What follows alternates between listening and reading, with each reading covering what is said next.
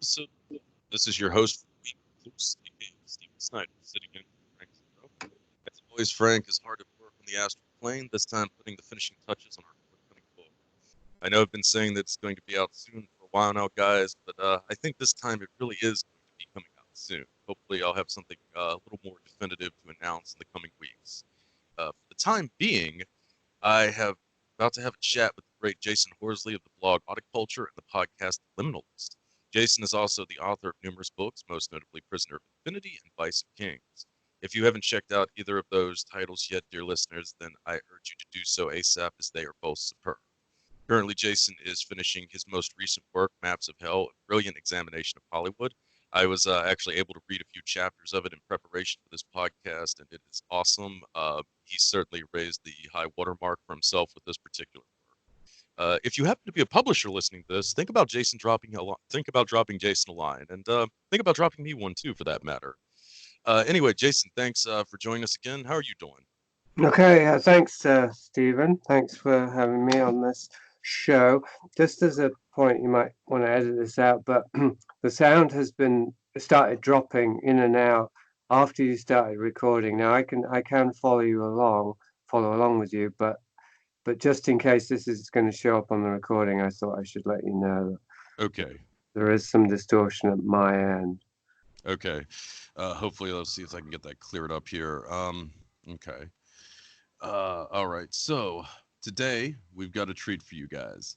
Back in 1993, the famed conspiracy theorist and Office of Naval Intelligence officer, quote unquote, former William Milton Cooper, aired the first installment of what became his legendary Mystery Babylon series. It purported to explore the histories of secret societies throughout the ages. Bill Cooper was a vigorous reader, if nothing else, and was bound to get a few things right. But let's just say his premise was flawed, to put it mildly. So I'm here to rectify that situation. For those of you who know me as longtime readers of my blog, you know I'm not Cooper, Alex Jones, or Vigilant Citizen. And I'm not here to go into unhinged rants about the Illuminati or the Committee of 300. So if you're looking for that type of thing, you will surely be disappointed. But for the rest of you, this is about putting together a more plausible account of the influence secret societies and chivalric orders have wielded over our society for years, possibly even centuries now. We're going to explore some quite obscure groups that have nonetheless had a surprisingly prominent role in shaping the zeitgeist, in addition to more well known war horses. In doing this, I'm going to open up my collection of personal papers and the like, from which a lot of curious individuals I've acquired documents from. And at some point, I'm going to reveal some of these. A lot of these things have never been made public, as far as I know. So, yeah, might be some treats for you guys coming up. So, effectively, let's just say that this is the anti Mystery Babylon series, and I'm here to raise the bar. For today's show, however, I've got Jasun with me, and we're going to get his own unique take on secret societies, which he has covered at length. We're going to go all the way back to the dawn of civilization and discuss the earliest secret societies. We're going to talk about how they've been depicted in the works of a certain celebrated Hollywood director. And finally, we're going to talk a bit about the more infamous secret orders of the 20th, or one of the more infamous secret orders of the 20th century and beyond. And since Bill Cooper started his Mystery Babylon with the dawn of civilization, so shall I. So, Jasun, I know you've been quite fascinated lately with the theories conceived by Brian Hayden concerning the presence of secret societies, really since the dawn of civilization. Mm. Upon listening to the podcast that you did with Mr. Hellier, I think it was back at the early part of this year, I was struck between the similarities in his theories and those that were presented by the legendary Joseph Campbell in the first volume of his famed Mastiff God series, which incidentally I think was one of the texts that Cooper also used to launch the Mystery Babylon series. So I suppose we're a bit in good footing here. Mm. Before getting to Hayden, I wanted to quote at length a few things from Campbell just to illustrate how long some of these theories concerning secret societies have been around. So anyway, according to Campbell and his premise, you had the initial early social organizations, which were really defined by their equality, especially among the sexes. Campbell writes, these humble hunting, fishing, and collective people do not give rise to either a strong patriarchal or a strong matriarchal emphasis. Rather, an essential equality prevails between the sexes, each performing its appropriate task without arrogating to itself any special privileges or peculiar rights to command. The ceremonies of initiation and puberty are not confined to boys and men, nor separated into male and female rites. but are nearly identical for the two sexes, nor do the rites involve any physical deformation or the communication of mystical secrets. They are simply concentrated courses of education for adolescents to the end of making good fathers and mothers of the initiates. So Campbell essentially argues from that point on where there are essentially two directions that society could go to. And the first one he points out are the much dreaded and despised in this day and age patriarchies. The second stage, and this is Campbell speaking, the second stage of type of primitive society is that of a large totemistic hunting group with their elaborately developed clan systems, age classes, and tribal traditions of ritual and myth. Their rites of initiation are secret. Women are excluded. Physical mutilation and ordeals are carried out sometimes to almost incredible extremes, and they accumulate in generally in circumcision. Moreover, there is considerable emphasis placed on the role and authority of the men, both in religious and in the political organization of the symbolically articulated community. So those are the dreaded patriarchies, which are usually based out of hunter-gatherer societies and a special emphasis on hunting. The matriarchies, by contrast, tend to derive out of civilizations that have gone in a more agrarian route. And for those, Campbell writes, the ceremonies of these secret lodges are to be distinguished radically from those of the hunting tribe initiations, their psychological function being different and their history different too. Admission to them is through election and is generally limited. If they are not for all, they are not for all. Moreover, they tend to be propagandistic, reaching beyond the local tribes, seeking friends and members among alien peoples. As already noted, a particular stress is given in these secret men's societies to a skull cult that is often associated with the head hunt. Ritual cannibalism and pedestry are commonly practiced, and there is a highly elaborated use made of symbolic drums and masks. Ironically, and yet by no means illogically, the most prominent divinities of these lodges are frequently female, even the supreme being itself being imagined as a great mother, and in the mythology and ritual lore of this goddess is a lunar imagery developed. So Campbell is essentially contrasting the patriarchies and the matriarchies here. And his perception simply a relic of a bygone era? As I should point out, his theories would be quite controversial in this day and age among many modern anthropologists. Or Mm. does Hayden's work lend some credence to Campbell's take?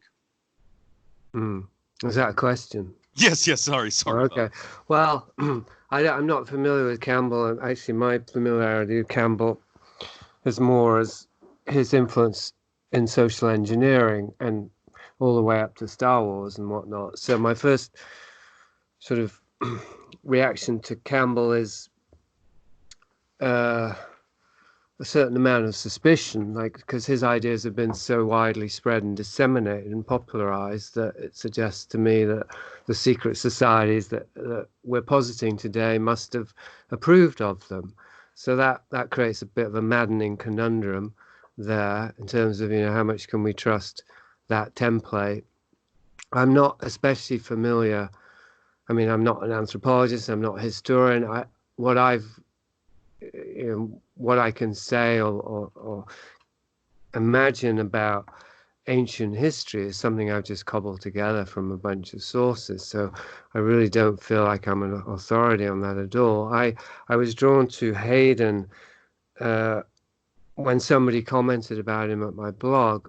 Some chap called Till who writes these massive long posts at my blog that, over the months and trying to indeed to break down the psychosocial dynamics of history and humanity and societies and so on. And so he pointed me Hayden Wood, and I actually finally got hold of Hayden's book, Ritual in Prehistory, just as I was finishing up Maps of Hell. And so it was a very last minute attempt to stitch together his thesis with my own arguments, because I just found that there was some real correspondences there.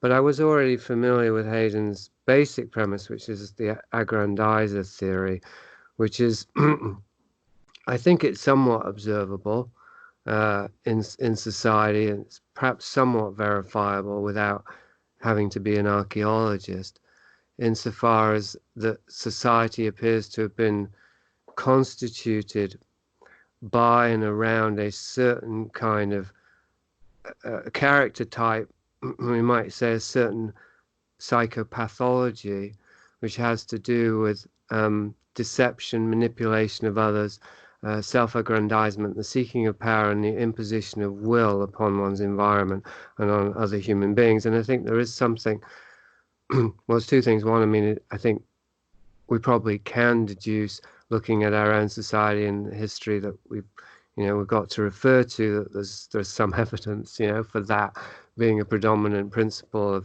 of social organizations. And the other is, it's also kind of almost tautological, that those who would impose their will upon others are likely to become dominant.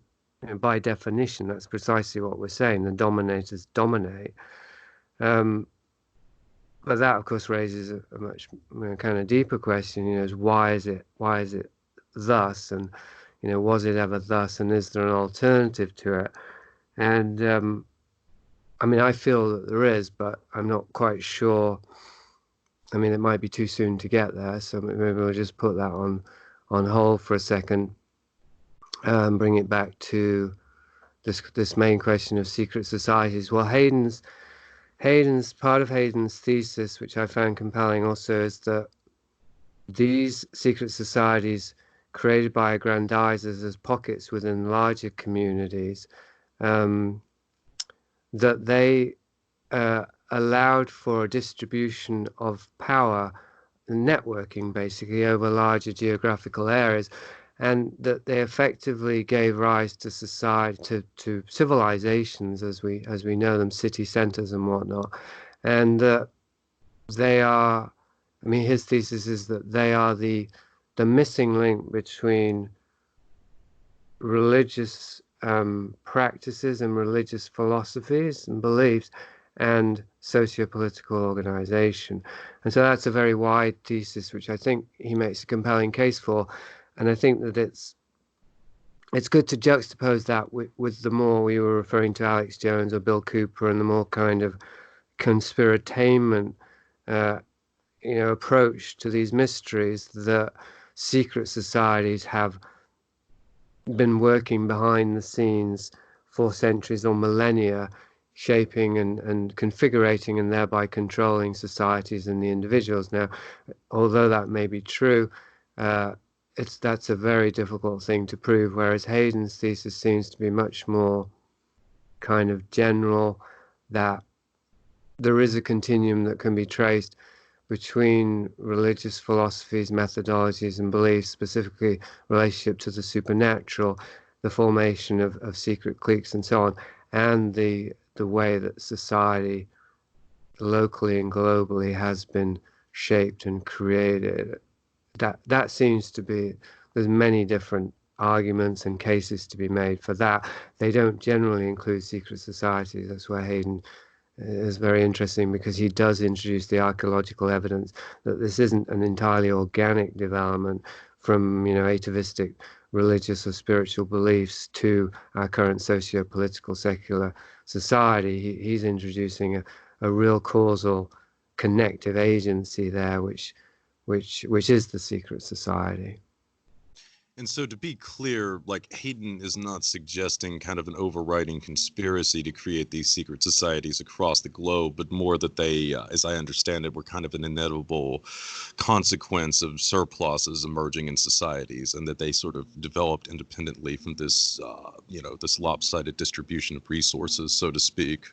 Yeah, well, that's chicken or an egg again, isn't it? Because those who take advantage of a surplus of wealth and start amassing it and using it as a manipulation, well, then that increases that divide and so on. So again, we're back to this question of how did it all begin? I don't know if you necessarily want to go there, but that's where my consciousness keeps going, even when you were speaking there, because I think there's probably something inherent in us and our desire to map this, in that we're trying to resolve something, and to resolve it means tracing the problem or the condition back to its root. And so this is, I mean, secret societies would seem to be a way to attempt that. And there, I mean, there's this, I don't know with Joseph Campbell, but it seemed to suggest this idea of a golden age, matriarchy before patriarchy kind of thing, or What kind of Yeah, equality of the sexes, so to speak, which of course in Crowleyan theology is what we're allegedly moving back to, so to speak. That was definitely something I was kind of curious about. Did Hayden kind of give any indication in this, theoretical early equitarian society that there was kind of an equality between the religious principles with the sexes? right. And of course, that's a very modern or postmodern, I mean, it's central to our ideology now, although it's kind of imploding with transgender, which of course makes, well, let's not even get into that. But Yes, yes. um, Now we've arrived at gender being just a simple construct or something to that effect. yes, and a man being able to say they're a woman. So, I mean, it's not equality, is it? It's actually an erasure of difference, which makes no sense ontologically or biologically or anything else. It's a purely conceptual thing. So that's that. I think that could be the logical or the illogical endpoint of an of equality between the sexes. Um, but I was going to say that, I mean, well, it's complicated, isn't it? Because Hayden calls it trans-egalitarian societies, which is those that are um, well, they don't they don't transcend egalitarianism, but they um, they exist above it, or they counteract it, or it's a strata in which there's no pretense of egalitarianism. And my suspicion is that and this I brought up with Hayden, is that yeah, the secret societies naturally formed out of a larger community-based existence. I say naturally, but perhaps traumatically. But anyway, they inevitably formed out of that, and that uh, they were geared towards aggrandizement, securing of wealth and power within the larger community, while sort of existing in this parallel world where there were special privileges. And yet, one of the necessary recourses there, are the ways to maintain this parallel secret society, which I call the superculture, was to reconfigure the community that they were splintering off from. So, because they would still be part of it, they would walk amongst us, but they would have this parallel social strata, like, the cliche about Masons with their handshakes, that they move in. So they move between the two worlds. And by doing so, they can reconfigure the community itself that they're not part of, but that they need to have free access to, in such a way that it will become more and more um, subject to the superculture. So that's this basic lack of equality. It's not about lack of equality between the sexes so much as between the classes or the strata, but perhaps the the inequality of the sexes in the sense of something that's unjust. I mean, not that they're not the same, but that there is an oppression going on there. I think that probably is symptomatic of this split, because it's probably the most basic split that there is in us, would be between man and woman. If you think of, well, the Garden of Eden, this is the place I keep wanting to go back to, is the story of Genesis, how it all began, in the myth. Was a split between man and woman, and the resulting alienation from God and from nature, and then the birth of Cain, the original aggrandizer, you might say, who killed his brother, to get ahead. Indeed, he was a great builder as well, kind of echoes of this, what you're kind of saying, civilization coming out of this aggrandizer complex, so to speak. Yeah. One thing I did want to ask you about, like, Hayden is really insistent on just simply surpluses being the cause of all this, which strikes me as a rather materialistic, even Marxist explanation of everything. Certainly, and I'm the first to say that, I mean, money is an important factor. I mean, not necessarily wealth, but what I would consider more economic justice and the distribution of resources. But certainly, wealth, capital, isn't everything, and frequently it really isn't what drives true happiness or ultimate agendas and so forth. Do you agree with his premise that it's all about surpluses, or do you think that there was something more to it? Well, definitely, but he might. I presume he would allow this, that knowledge is the currency of secret societies, knowledge and power, but power that's based in knowledge as opposed to maybe we could say true power, which would have to do with the life force. There's this kind of conceptual, intellectual, commodifiable currency of power, which is knowledge, I think, before it's money. And also, or wealth. I mean, yes, there was this aspect of the surplus of whether it was blankets, food, or what have you, and that was a bargaining chip. That was a way for ordinary society members to buy or bargain their way into the secret societies, and by the same token, it was a way for the secret societies to increase their wealth, by offering access to that. But it was knowledge that really was being offered. It wasn't, access wouldn't have had any particular meaning if it didn't mean something. So what it meant was knowledge of, specifically knowledge of the transcendental realms, but I think also knowledge of certain symbols or practices or methods, or even perhaps psychedelic substances and so on, that would provide access to these higher or hidden dimensional realms. And that's kind of interesting. I know one of the things that Hayden had indicated is that these alleged secret societies often attempted to monopolize supernatural powers and so forth. Is this kind of what you're getting at, and do you think that this is still very much the case?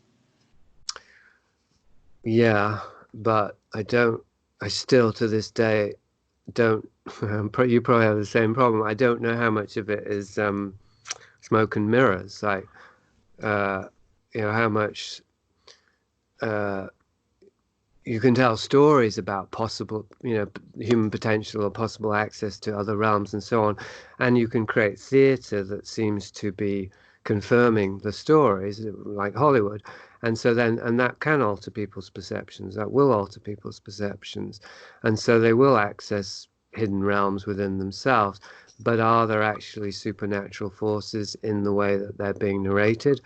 I would say yes and no. I mean, certainly there is an aspect to existence, or vast dimensions of existence, that can't be incorporated in the purely, five senses, or the logical and the rational. But it does become very, very confusing when you start to see that knowledge is being manipulated for power and is being used for deception, and well, I'm not sure how to finish that. I mean, it's, again, we're ending up with these big questions, I'd say. What's the difference between occultism and spirituality or religious faith, for example? They seem in our modern world to be almost compatible or indistinguishable in many ways, but actually it's more like a binary system, I think. And one of the ways in which I'd say you can see that is that the occultism is about using knowledge for power, which relates also to if you apply certain principles, you will get certain results, and that is partly contingent on generating belief. In other words, it's law of attraction. If you can make yourself believe something, you will change your consciousness, which will change your behavior, which will change the outcome. Now, that's occultism, or one aspect of it, central aspect, very new age. But it's the opposite of religion, which is that there are objective realities, and we can surrender to them through faith and some knowledge, but never exclusively through knowledge. And the basic goal there is to surrender to something, to submit one's will entirely. So they're completely opposed. And it seems as though what we're talking about here is the occult use of knowledge for power, which, as I say, I mean, to try and tie it back to the original question, I think it is quite helpful to think of knowledge as a currency in this particular regard. And what we know about the monetary system, it's basically it's kind of a Wizard of Oz thing. It's a spell that has been cast, that's only maintained by our belief in it, and our continued investment in the system that A, we don't understand, and B, if we did understand it, we'd see that it had no basic reality. It doesn't correspond with anything in nature. That's an interesting allusion to the Wizard of Oz too, because that was actually originally meant to be partly a metaphor for the U.S. monetary system, with the yellow brick road representing the gold standard, and in the book the slippers with the silver slippers rather than the ruby ones representing silver, and then the emerald city, the green buck, and all that kind of stuff. So certainly it's kind of interesting, even going back to that time, you had this sort of mystical association with the monetary system, which, as you say, is largely maintained really just through smoke and mirrors, effectively. But let's shift gears for a minute now and get into more contemporary events. I've noted in Maps in Hell that you deal a lot with the mob's influence on Hollywood. Of course, the Syndicate is itself a kind of secret society, though one largely lacking in ritualistic trappings, what we typically associate with secret societies. And yet there are indications that the Syndicate rubbed elbows with more conventional secret societies. A great example of that would be David Ferrie, who was memorably played by Joe Pesci in Oliver Stone's JFK film. Ferrie was a gun runner involved in anti-Castro operations in New Orleans around the early 1960s. He also appears to have done a lot of work for the Syndicate, especially Carlos Marcello. But at the same time, Ferrie was also involved with a bishop who was tied into Peter Levenda's infamous American Orthodox Catholic Church. That bishop in question, Carl Maria Stanley, was also involved with the infamous secret society that I've written about quite a bit on my blog, the Servant Order of St. John. Ferrie may have been linked in with that. What is known is that Ferrie was also an arch pedophile who was said to enjoy performing the occasional black mass. He used Cubans who were working for the Syndicate to intimidate his victims in the New Orleans area. So Ferrie kind of provides a compelling link to the Syndicate, to these more, actual secret societies, child abuse, and even black masses and that type of thing. Did you find any instances of this in your research into Hollywood? Not so much, but it's invoking for me the Vice of Kings, where I was looking into Crowley's various connections in various directions, and specifically Tredegar, Lord Tredegar, who was a sort of connecting player into the worlds of MI5 and MI6 and Black Mass. I mean, literally, Black Masses were performed by Tredegar and Crowley. Although not widely publicized, needless to say, and the links there to child trafficking and child murder and so on. And I think that certainly the intelligence services do seem to be, you could say, the Vesica Piscis, the overlapping circles between the mob, which you're talking about, is generally more profane. Secret societies, but seemingly just about profit and power in the most gross material sense, and the occult secret societies, which seems to be about power in the esoteric sense. The intersecting circle would seem to be intelligence agencies, which so freely move in both worlds. And as for Hollywood, well, yeah, I mean, I didn't attempt to create a big picture with Maps of Hell. It was mapping. I was hoping that by the end of it, and it's a very long book. It's actually, if it does get published, probably be 2 books.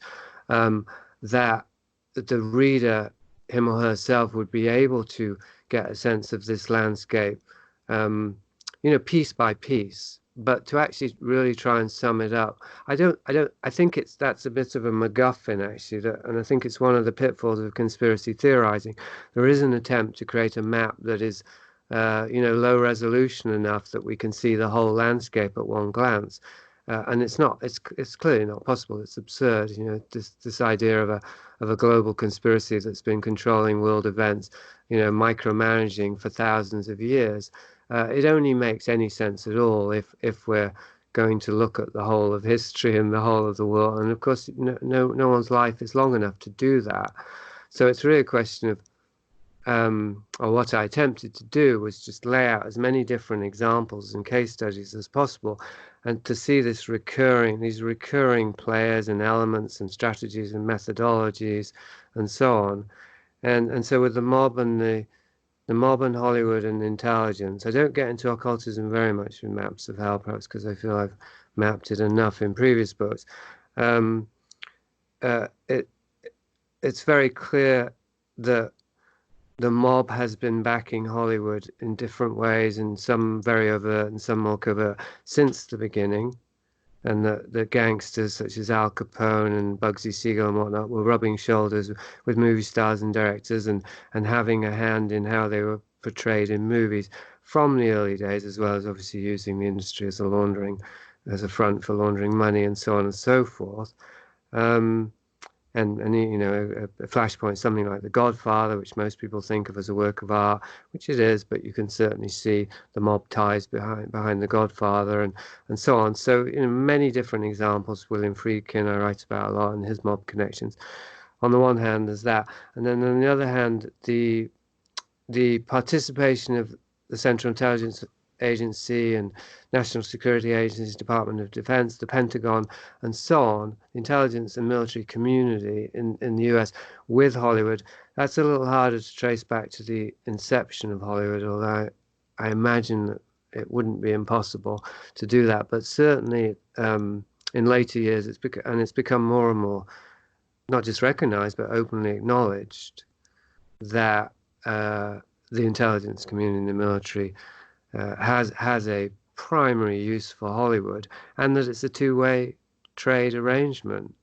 You know, it's an open trade zone or what have you, to the point that I think it becomes largely academic to make a distinction, whether it's, you know, George Clooney or David Finch Nur or Ben Affleck or John Ford, whoever we're going to talk about here, that amount of cooperation with intelligence services, it really blurs the line between, you know, an operative and, you know, a useful instrument, and I'm not sure it's a line that essentially exists. Anyway, so I don't know if that answers your question or not, but hopefully give you something to work with. Oh, absolutely, absolutely. And I mean, the relationship too has also been something, I think, especially from the military's point of view, that's been very useful for controlling the narrative. Of course, a lot of films that are made that have any kind of depiction of the U.S. military, and I mean, I'm not even talking about war movies per se. I'm talking about, you know, big blockbusters like Transformers or something like that, where there might be U.S. military vehicles and what have you. All of that stuff is provided by the Army in many cases for free to these studios, and otherwise, I mean, if they had to pay for all this stuff, it would be phenomenally expensive. And this is why when you go back and you look at a lot of the, you know, so-called anti-war movies from the 80s concerning Vietnam, a lot of times they were kind of forced using, you know, buying surplus military supplies from Puerto Rico and that type of thing, and it was very expensive, and it really made it difficult to even make, you know, any kind of movie depicting the U.S. military without using the products that they were offering. And in that case, obviously, the military had a lot of control over the script and what was put in it and so forth. Yeah, although I would say that I think there are levels or layers of propaganda, and one of the almost like the functions, but certainly the pitfalls or the traps of very overt propaganda, which we think we're smart enough to recognize. Like, no one was fooled by Top Gun, even though people did join the Air Force. I imagine that they knew that they had been propagandized, even if they thought it was good, right? Just as someone buys Coke after a commercial, you know, they think it's because they want to buy Coke. They're still aware that they've been, you know, they've been hit with the advertising. So, but anyway, that kind of propaganda um, might tend to give us a false sense of confidence or security that other examples are not propaganda, such as Apocalypse Now, say, which didn't have the cooperation of the military, which has been heralded as this very subversive work, or indeed Fight Club, as you mentioned before we started, not that that's a military thing, but an apparently subversive work that really had to battle with the studios, and even the studio head, Bill Mechanic, seemingly lost his job over Fight Club because Rupert Murdoch didn't like it, and so on and so forth. It would be rash to assume, as I once did, that these kind of movies somehow are not propaganda simply because they encountered some resistance or didn't receive the same amount of cooperation. Because I think what we're looking at here is different target audiences, to use this, you know, the psychological operations jargon. You know, you customize the propaganda for your target audience, and one of the main things is either people don't realize it's propaganda or they don't mind, as in the case of Top Gun. For more sophisticated audiences, you have to do it in such a way that not only do they not think it's propaganda, but they think it's subversive. And maybe it is in certain ways, but in other ways it's not. And I think that Fight Club's a good example, and Apocalypse Now is a good example. In some ways, that seems to question, America's presence in Vietnam and to show the horrors of war and so on. But in other ways, you've got the Ride of the Valkyries sequence. It absolutely. I mean, military guys love that movie. Yeah, yeah. I mean, there's really a whole cult of personality just around the one character played by Robert Duvall, Colonel Kilgore, I believe, or something to that effect. It's definitely something that you don't have to work very hard in a lot of very, far-right websites to find a lot of avatars of Colonel Kilgore inspiring these guys. So, yeah, absolutely. But on that note, let's shift gears again a little bit and get into a certain filmmaker that you just mentioned that you've chronicled a bit in Maps of Hell. That would be David Finch Nur. He was a guy that at one point I used to admire a great deal as well, but in more recent years I've become quite disturbed by some of the implications in his film, and especially in regards to how he's depicted secret societies and cults, or in many cases the lack of references to them. But for starters, let's get with Fight Club, which you were just talking about, because obviously this is a clear depiction of a kind of cult or secret society. Do you want to elaborate a little bit on what you perceive as being the propagandistic purposes behind Fight Club? Well, I can try, although I didn't get into that in the book. I don't analyze films for their content hardly at all in the book, and because I've done that in previous books, although previous books I praised Fight Club, so I guess I'm going to do penance for my sins there. But my approach with Fincher in Maps of Hell and with Fight Club was an example, of course, but was more to do with the blatant inconsistency between the source of the object, the artwork, Fight Club, and the apparent content and intention of it. So with Fincher, I mean, one of the things that really caused me cognitive dissonance when I noticed it was that he was working in advertising before he became a filmmaker, and he continued to work in advertising all the way up to Fight Club, and then he made it had Seven, it had a big hit with Seven, then Fight Club was, well, whatever it was even more of a breakthrough, I would say, and then Panic Room was a pulp kind of thriller. I mean, even that caused me some cognitive dissonance, because how can somebody who makes a work as subversive as Fight Club go to something like Panic Room, which is a zero content pulp thriller? But what really baked my noodle was that he went back to advertising, Nike and Coca-Cola and so on and so forth. So I think you've got to start there, because there are things that we just overlook, which in a way, they're not just evidence that propaganda's at work, they're evidence that we have been propagandized, because people who believe that Fight Club is subversive are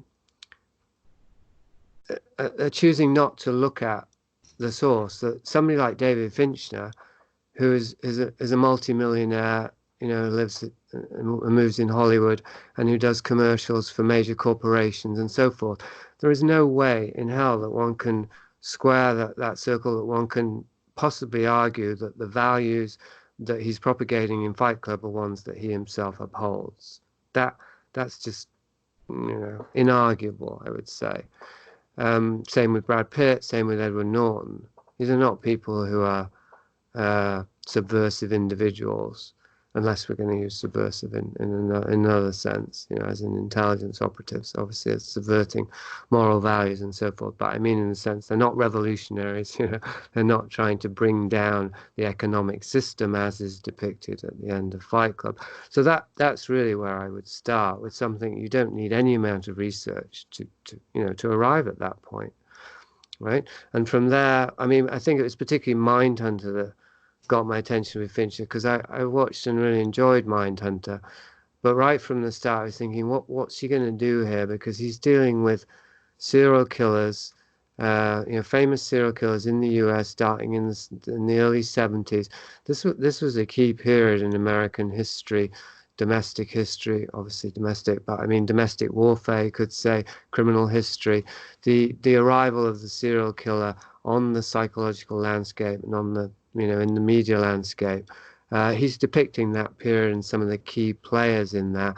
And, as a reader of Dave McGowan's Program to Kill and other works, and I've done my own research, knowing that the serial killer is a creation of the media, and I would say partially the media and partially the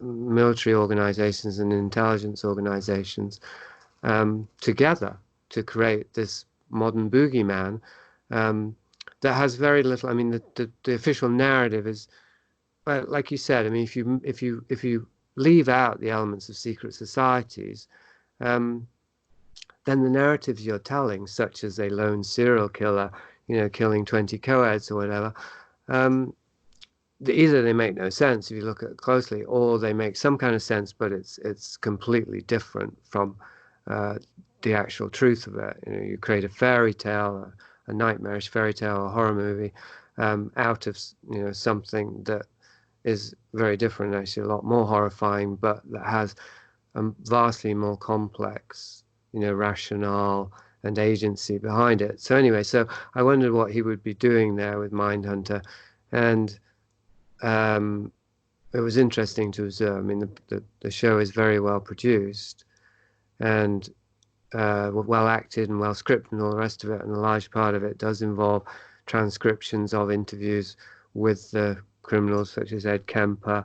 So it's recreating reality to an unusual degree, but of course it's also dramatizing it, and most importantly, it's leaving out the most important contextual factors, which is the links between these killers and the hidden, the shadowy hands behind them, and so on and so forth.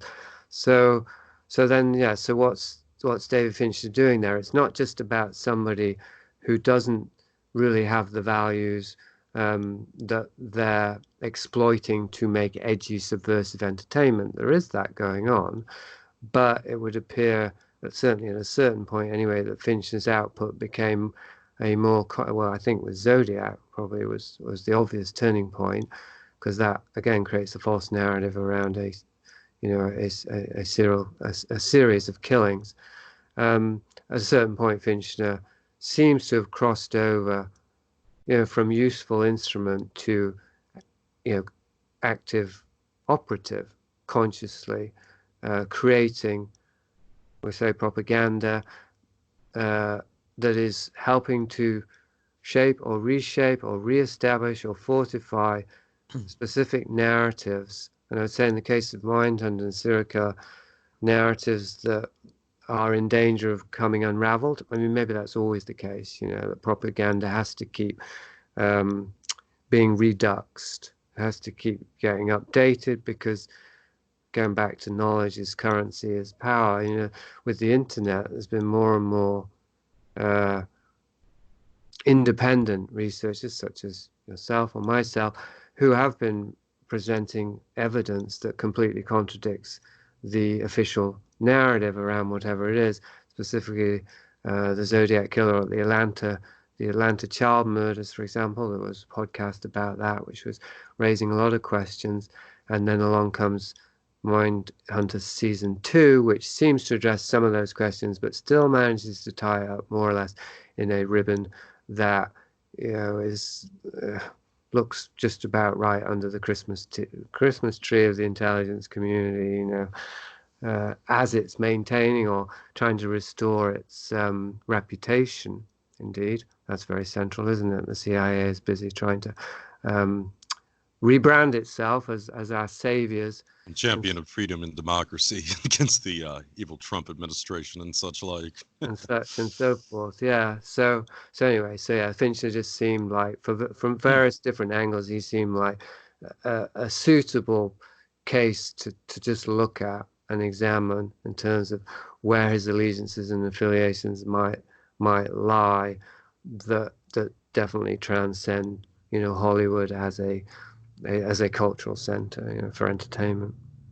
Well, I got to say, I don't know if it was to Zodiac when Finch Nur really doubled down on this kind of stuff, because I mean, what really disturbs me about Fight Club is it frankly just seems like a glorification of the so-called stay behind armies that MI6 and the CIA had set up across Europe in the immediate aftermath of the Second World War and continuing on throughout the Cold War, and almost certainly still to this day.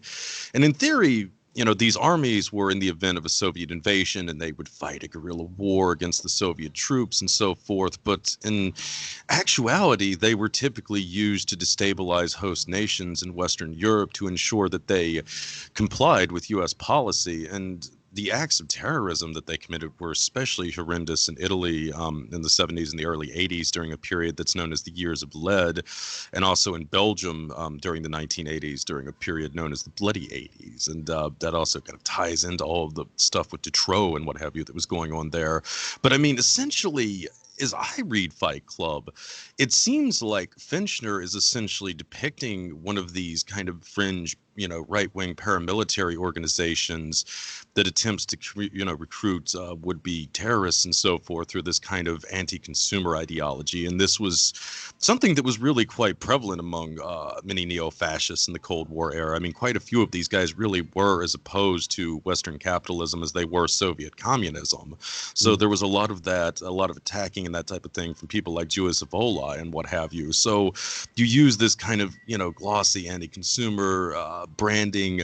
You get these guys together, they carry out a major terror attack that would have surely destabilized the United States quite considerably, and then the movie ends. And I think the reason why it ends at that particular moment is it would force the viewer to contemplate the aftermath of what happened, which would probably be martial law, a long-standing obsession of many of these right-wing groups I'm talking about as well. So, you know, it just is really just sickening in a lot of levels to me. I mean, do you get any sense of that? Well, I do. I mean, I'm glad that I left that to you because, as I say, I haven't thought a lot about Fight Club in those particular terms.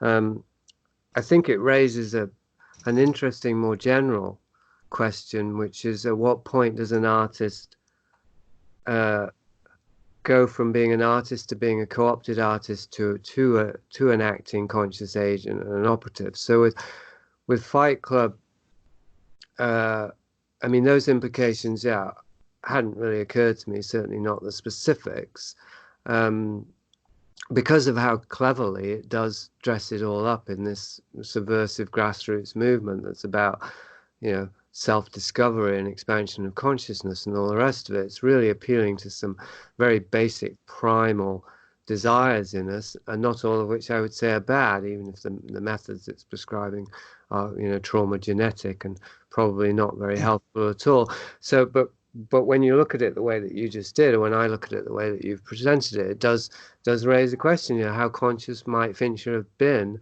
of this blueprint that would suggest, you know, a secret society inside knowledge, because there is a continuum here between the hidden practices of secret societies, the creation of paramilitary organizations, the creation of controlled opposition, you know, Antifa or whatever else it is, stay behind armies and so on. There's a real continuum there.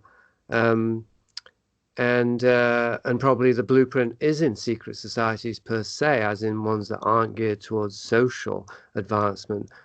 Well, that's a question mark, isn't it? But they do seem to have some, you know, more esoteric aspect to them.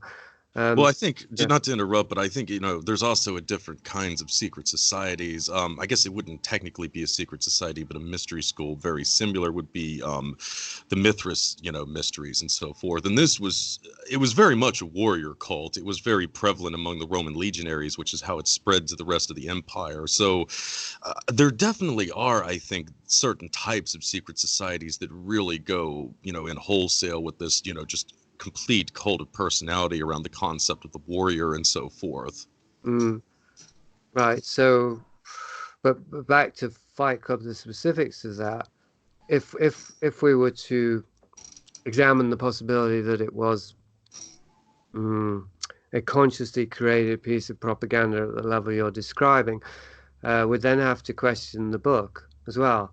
Did Chaz Palahunic, was he also part of secret society, or was that book written, you know, entirely spontaneously and organically, and then selected by somebody in the know, somebody who's really pulling the strings in Hollywood or behind Hollywood. Yes, this book would make a very good template for the kind of Spartan propaganda that we have in mind. Have you read the book? I have, yeah. It's very different from the. Yes, that's what I was, because I mean, from my take in it, it seems like his take was almost rather satirical with the book, almost like he was lampooning toxic masculinity, or what we would call it now, whereas Fincher definitely seems to have taken what he was writing very, very seriously. That's a good point. And when you cast Brad Pitt as Tyler Durden, you pretty much sealed the deal there that the masculinity is anything but toxic. Right? It's men and women's ideal of masculinity that's on display there. But don't you think it's also? Do you think? I mean, obviously it's a question mark and it's a spectrum rather than a polarity. But is it not as possible that Fincher was brought aboard slowly and incrementally, and that even making movies like Seven and Fight Club were part of his initiation, whether or not he knew it? Yeah, I mean, I could definitely see that. But I mean, it kind of occurs to me. It seems like specifically, whereas Fight Club kind of seems like it's almost a glorification, a romanticism of these, secret orders that were being manipulated by U.S. intelligence. It's almost like he tried to do the polar opposite with another movie that you only touched on briefly, called The Girl with the Dragon Tattoo. And of course, these movies were based on a series of books written by Swedish journalist Steve Larsson, I believe is how it's pronounced, though certainly don't hold me to that. But Larsson was a very interesting guy. He ran a newspaper called Millennium. He had been collecting a lot of insider stuff for many years. And the general impression is that he had written The Girl with the Dragon Tattoo books as a way to kind of reveal some of these things associated to the secret armies and so forth that he couldn't do in a nonfiction setting. And of course, they were originally adapted on by Swedish films, and these films are quite good, and they're very gritty, very brutal.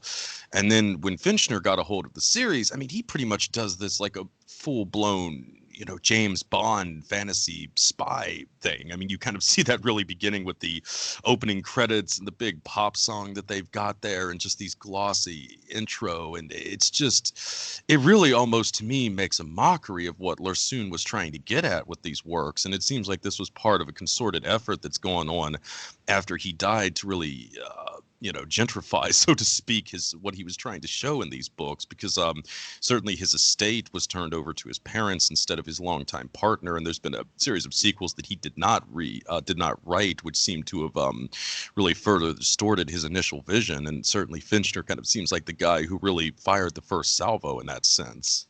I haven't read the books. I haven't really been all that interested, but I mean, they spawned a whole genre pretty much as well with Nordic noir.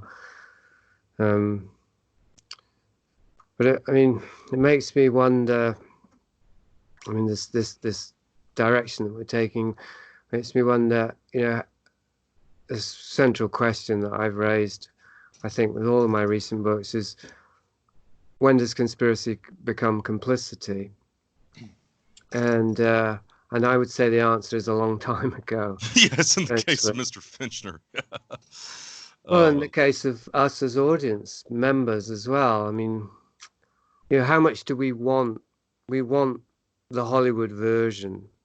Not literally. I couldn't bear The Girl with Dragon Tattoo, although I suspect I wouldn't have cared for the book either. But I mean, It is a very brutal story. I mean, I showed the Swedish film to my wife, and I mean, she just broke down crying in the middle of the rape sequence. It's very terrible, but I can at least see somewhat why he depicted some of these things. And it's just, I mean, I guess that's what is really upsetting to me about David Fincher's version, is it takes just such a glossy approach to this type of stuff, which is terrible. It's just disgusting. It's horrendous, and it deserves to be depicted like that.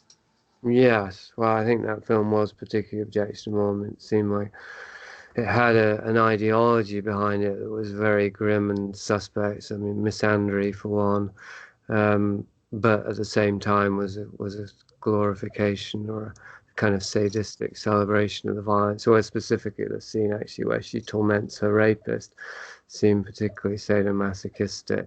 Well, both the rape and the revenge. I mean, it used to be these were video nasties. That kind of thing was a video nasty, and it was banned, rightly or wrongly. But with the right ideological framework, people will accept things. And I think that's perhaps back to Fight Club, that it created an ideological framework of anarcho-primitivism, let's say, or certainly anarchism anyway, that made certain values and aesthetic and imagery acceptable to people that otherwise it wouldn't have been acceptable to. Like I found that movie very uplifting. You know.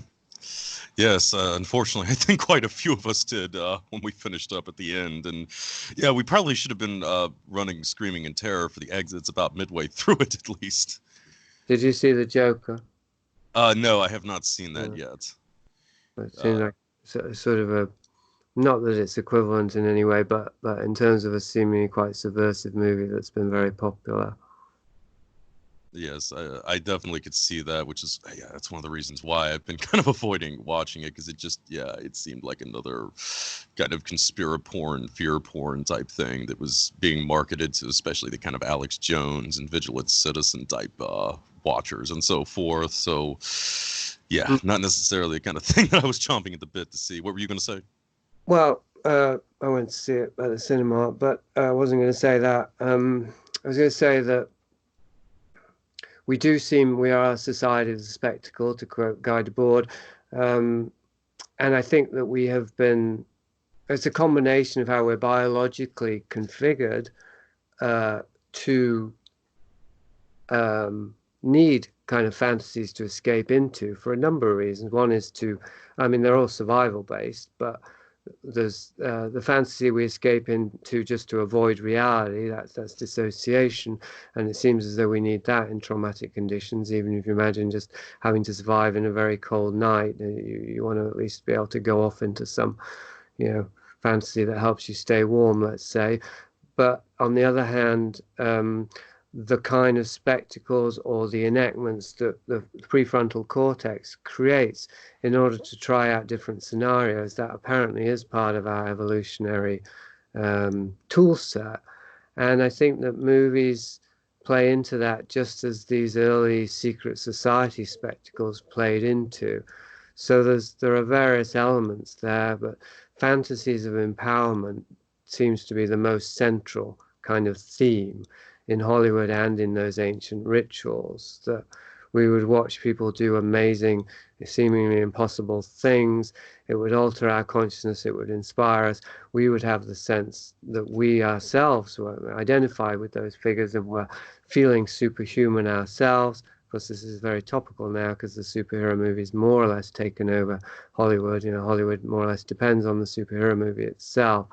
And what I map in Maps of Hell in the last book is the correlation, and it's bringing it full circle really back to how these secret societies created spectacles on the one hand to terrorize people and make them easier to control, on the other hand as lures to attract them to joining the secret societies, or at least not at least tolerating them.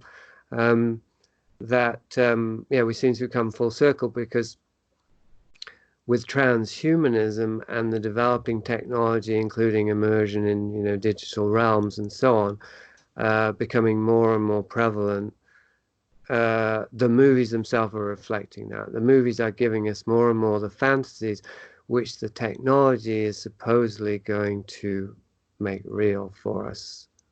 Even Jeffrey Epstein comes to mind at this point, because he was tied to Hollywood, of course, but also to the science industry and also to the sex trafficking industry and also to transhumanism. So he's a bit of a hub there of what I'm talking about here, which I mean, I try to reduce it down to a single principle, which has to do with the escape into fantasy.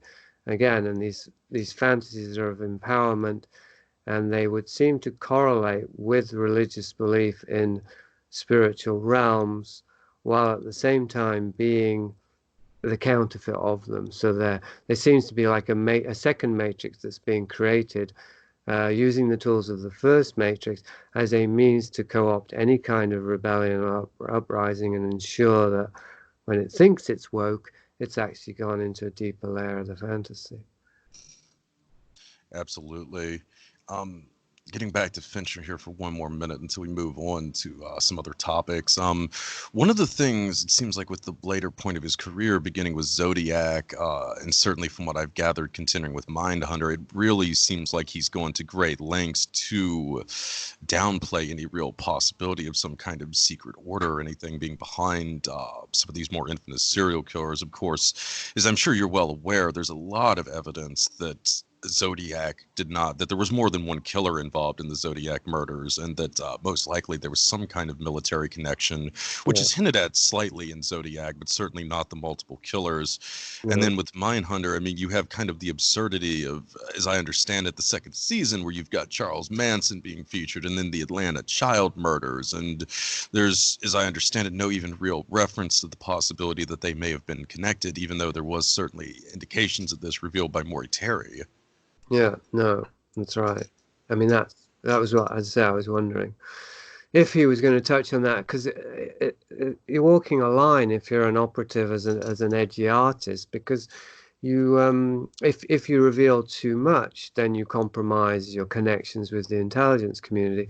But if you don't reveal enough, you lose credibility within the artistic community. You know, people who are Fincher fans, they do want something edgy and cutting edge. Sorry, that's tautological, but anyway, and they are, people are more and more informed about these things. So I think a lot of the time he walks the line quite cunningly in terms of he'll acknowledge things but not pursue them, so the viewer can feel, well, okay, so he is aware and he's not actually debunking, this isn't actual deception or disinformation, it's just, he's trying to stay on track and so on and so forth. So there is an element of plausible deniability in Mindhunter, both seasons, I would say, but it's only superficial. As I try to map in Maps of Hell, the evidence for serial killers being a domestic manifestation of the Phoenix program in Vietnam, which was, psychological operations of the most brutal kind to terrorize and fragment a community through acts of violence that were so brutal and extreme that they did imbue a state of terror. That program maps almost perfectly onto the emergence of the serial killer in the US, and someone like Douglas Valentine, although he doesn't directly correlate these things, he provides the evidence to do so. And so that's the real cutting edge stuff that Fincher isn't revealing. And well, as I say, he's got to walk this line, I think, and it is an interesting line. I mean, one of the things that was very obvious that hadn't really occurred to me until I was writing Maps of Hell was, if you have a propaganda machine, if we're going to say Hollywood's a propaganda machine, then the first question is, well, how come it creates all this good stuff that isn't propaganda? Well, then, besides questioning, are you sure, and looking more closely, right? Because most people wouldn't think The Exorcist was propaganda, when it's very obviously, when you start to look at it, it really is a tool of psychological manipulation. But anyway, even before you get to that, the fact is that for propaganda to be effective, we have to trust the source, and to trust the source, it either has to provide something other than propaganda as well, or it has to disguise its propaganda very, very well. And I would say it's a bit of both. And so a large part of Hollywood as a whole, and even individual careers such as Fincher, is they do have to be allowed to create works that are more personal, that are more artistic, in order to up their increase their reputation, so that the works that they then do as propaganda have that added degree of credibility. So it's very, the analogy I use at the end is that of the mousetrap with cheese. If they want us to fall into the mousetrap, they've got to put real cheese in once in a while. And from what I gathered, I mean, it seemed like there was quite a bit of sleight of hand, especially in Mindhunter, concerning the depiction of the Atlanta child murders. Because I mean, this has been a very controversial case for a long time, so much to the extent that they finally started to reopen the investigation to some extent. And Yeah. certainly, there's ample evidence that there were almost surely some type of secret society or cult involved in it. I mean, of course, there was the reputed Son of Sam cult that Maury Terry had linked to it. There was the Ku Klux Klan, and Yeah. the great Stuart Wexler in American Jihad also provided some interesting evidence that the Christian identity sects were involved in it too, which is really kind of a quasi-cult organization. So, Yeah. and the impression I got from your book is that Fincher kind of slightly addressed these possibilities, but then was quick to kind of downplay everything. Yeah. Yeah. He just moves on as quickly as possible, and in some ways really inverts and distorts it, such as the Ku Klux Klan is introduced as a possible culprit as a red herring, or as a suggestion that people are getting hysterical and following false leads and so on and so forth. The idea that Ku Klux Klan would be involved in these killings was seen as a red herring, basically. Well, actually, the whole notion of the Ku Klux Klan is one that needs a lot of unpacking, because we have narratives on top of narratives, right? So there's this idea of the Ku Klux Klan as this clique of racist white people persecuting black people that's kind of backwoodsy and just really outdated and all the rest of it, a bunch of bigots essentially. But well, the Ku Klux Klan is an extension of occult fraternities and so on, a more visible manifestation of things that go back thousands of years, with or without the racism. And B, by the time of Atlanta child murders at least, the Ku Klux Klan was so thoroughly infiltrated, apparently, by the FBI that they're more or less the same organization at that point. And certainly there seems to be no doubt that the FBI were complicit with what was going on with the Atlanta child murders, and the CIA and the American government in general. Absolutely. I mean, we're talking about these organized pedophile rings being protected with high level, members, participants. So, like you said, the Detroit affair is one case in history where that really came to light. And there were riots in the streets of Belgium. I mean, eventually it settled down. Who knows how or why? But there was a period where the whole of Belgium was destabilized by what came out about the Detroit affair. Maybe that was a test, maybe. But even if it wasn't a deliberate test, certainly the intel on that is that, well, if too much of this comes to light, people will riot in the streets, and we only want the riots that we've created. Thank you very much. We don't want any of those ones that just happen organically, because that can slow down business and really screw up train schedules and the rest of it. So with the Atlanta child murders, there's the potential there. And it's ironic, actually, because I wouldn't have looked into them if it hadn't been for Finch Nur trying to cover it up, or being part of a cover up. But because I did look more into them, I saw how deep that rabbit hole went. Well, it wasn't any surprise, but in some ways it was. I mean, the idea that the FBI had infiltrated the Ku Klux Klan in a way that kind of made them codependent, that was quite a surprise, or interdependent, perhaps is a better term. And so it's again, it's sort of bringing something out of the realm of conspiracy theory into something that's closer to reality, and that perhaps doesn't even, the name conspiracy probably doesn't even fit, because yes, there's secrecy. There's always secrecy with intelligence operations and undercover, but there's also legality and openness. COINTELPRO wasn't a secret in itself. It's just that, the agents of it had to be secret in order to work. And the same with, police who go undercover. We know that happens, and so on and so forth. So there's this very blurry line. And I think conspiracy is, more and more I see it's a misnomer, because a lot of the time it's not secret, not entirely, and it's not criminal because it's being run by law agencies. So how can you call that criminal?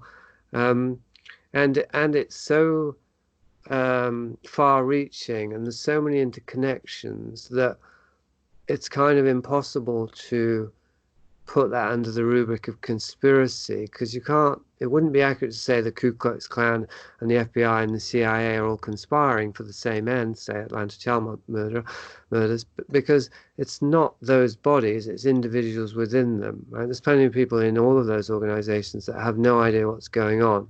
So then the question is it something that arises somehow spontaneously and organically and just self-organizes, or is it a case of these hidden secret societies that have even created these agencies or help create them, and so use them as vehicles to move through ordinary society, in and through, and therefore one needs to draw an image to kind of try and get to grips with this. But there's this hidden shadow organization that is distributed throughout society, including different organizations like the CIA, the FBI, or Ku Klux Klan, or Hollywood, or whatever. It's distributed throughout these things, like the Fabians, the permeating, and it's unified in a certain sense, as in they would know each other, and they would they would have certain meeting points and correspondences. Some would, but it's also not unified, because it wouldn't work. It's like the Hydra. It would be too easy to fail, if it was fully unified. It would have to be a sort of replicating virus of some kind, I think.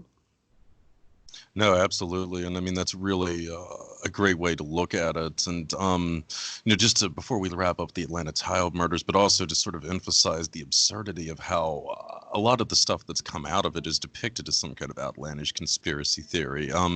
Consider the comments made by Wayne Williams, the convicted murderer behind all of this, where he had alleged at one point that he had received paramilitary training from, I believe it was some type of U.S. intelligence officer or something like that in the surrounding area of Atlanta. And this is the type of thing that's usually, kind of dismissed as like, oh, well, that's the ravings of a madman. But the reality is that there was a guy named Mitchell Werbel, who was a white Russian. He had served in the OSS during the Second World War, and he had had an ongoing relationship with the U.S. intelligence community ever since. He became a major arms trafficker. There's been a lot of rumors that he was deeply involved in the drug trade as well. And it just so happened that he set up a paramilitary compound on the outskirts of Atlanta that was used for years to train various paramilitary forces and what have you. So, and like again, getting back to Williams, people would allege that his claims are absurd, but the reality is that they could have potentially happened. There really was a CIA-sponsored paramilitary facility right next to the city of Atlanta. So, and this is an angle that almost nobody would even consider with this, even though, there's a lot of legitimacy to it as well. Yeah. Yeah, absolutely. I mean, well, it is tricky, isn't it? It's got someone like Wayne Williams was a known liar and all the rest of it, the most unreliable narrator, but then he throws out a bomb like that, and it could be bait for conspiracy theorists, or it could be just, a key point of evidence that's been overlooked. I would say much more likely the latter, for sure. Yeah. Well, let's shift gears here for 1 minute. I wanted to briefly touch on the old Chris Carter series, Millennium, which I know you're familiar with. And this is a show that I keep going back to over and over again. And that really kind of plays into a lot of the notions developed by the great Dave McGowan and Program to Kill and so forth, where essentially, as you're saying, he argued that serial killers were really the creation of the U.S. intelligence community and so forth, and that the behavioral science unit of the FBI, the BSU, had played a major role in helping shape them. And in Millennium, essentially, it follows a former BSU agent, Frank Black, who goes to work for a private intelligence firm called the Millennium Group. And as the series advances, he begins to come to the conclusion that and the Millennium Group is almost all former FBI agents. They're working to create serial killers, and that there's some kind of broader occult or cult society within the Millennium Group. And I find this to be quite incredible, because Millennium was off the air, I believe, by 1999. So, I mean, this was a good, I think, 6 or 7 years before McGowan's book was published. And it really seems to present a very compelling concept of his premise, I mean, several years beforehand. Obviously, there's been a lot of rumors that Chris Carter had some Mondo intelligence ties himself. I mean, do you think that this was an attempt to maybe tell some tales out of school, or is there some other agenda at work behind it? Well, I don't know. I mean, it's a good question. That maybe good in the sense of being impossible, perhaps, but fathoming, the minds of psychological operatives. But that show Millennium, which I wrote about in Blood Poets, because it was so interesting, it only ran for a couple of seasons. It wasn't the hit that the X-Files was. It was very dark. I think it was considered a bit too dark, probably, for audiences. Yeah, I mean, Chris Carter, again, I mean, this is another case point, isn't it, for, how much is a creator in Hollywood or TV doing the research in order to make a compelling TV show, i.e. artistically driven to be as real as possible and as topical as possible, and how much are they an insider who has been commissioned to drop Easter eggs for people and help shape a narrative. I mean, I don't know. I could only speculate really in that regard. I think that whole Millennium thing is interesting, that there would be an agenda of that sort that ties together the occultism and the serial killers and the end of the world and so on and so forth. Yeah, I don't really know what to say about it. Actually, it's been so long since I've seen it, so I'm not sure I have a very cogent commentary on it, I'm afraid. It's definitely something going back and worth checking out, especially in light of some of the claims that McGowan would obviously make in the aftermath of the series coming out. In that sense, at least, it does kind of seem eerily prophetic. Did he not ever mention it? I don't think so. I mean, I haven't read everything on his blogs and what have you, but I'm pretty certain that it was never mentioned in Program to Kill or Weird Scenes Inside the Canyon. I haven't read his earlier works, but certainly that's definitely a great question, and it would be interesting to know if he had ever discussed Millennium and the strong parallels that it has to his research. Yeah. Well, I suppose the wider question is, how much is, I mean, it would be the revelation of the method, wouldn't it? It would be that, how much truth is there in this notion of the revelation of the method, in that knowledge, once forbidden, is being incrementally released to us because it's believed that we will destroy ourselves with it, or it will undermine our morale. Absolutely. And I mean, that is kind of the question. I mean, especially with Chris Carter's work. I mean, of course, Chris Knowles has really raised some interesting possibilities about the X-Files in recent years as well. Essentially, that it's essentially an ongoing chronicle of two mind control victims, Mulder and Scully, and that a lot of what's happening to them is essentially a part of an ongoing MK Ultra type experiment. So, and that really is kind of something that he dealt with in Harsh Realms as well, which really kind of goes into a world totally created around VR and just this, kind of destruction of the psyche and this kind of false reality and so forth. So certainly, I mean, there is a lot of questions, I think, that are raised by Carter's work, and maybe even just now in the 21st century, we're fully starting to appreciate what he was getting at back then. Though certainly it does raise the question of just what his motives were for all this, certainly. Yeah, so as I said, with Finch, that's where I like to start. And Chris Carter's never, I just haven't taken the time to study him. I mean, I do think there's a meta point perhaps to be made, which is that, the magician can only trick us if we pay attention to the trick. Even if we think that if we really look closely now, we'll be able to see how he does it. Well, probably not. If he's really a good magician, his art is directing our perception. So these spectacles that were given, of course, I went back to analyzing them and, more thoroughly, and immersing myself in them more than ever while I was writing Maps of Hell. and I can't say that I've quit entirely since then, or I am practicing Lent this year, so I'm cutting down some various bad habits. Hmm. But I mean, one of the things I became aware of writing that book because I wrote it down. I mean, I presented some evidence and then I presented my argument, which is that when we watch this stuff, one of the ways that it appeals to us, or essentially how it appeals to us, it fires our mirror neurons, and so then our brain, the mirror neurons, as in the neurons in the brain that mirror what they're seeing happening as if it were happening to ourselves, and so then that signals to our body to have the corresponding physiological responses. That's how we get immersed in a cinematic or TV reality. That's what makes it a virtual reality. And so the question I raise is, where does that go afterwards? Like if our bodies are actually creating releasing the chemicals and having the micromuscular responses and so on, where does it go afterwards? Presumably that stays in the body.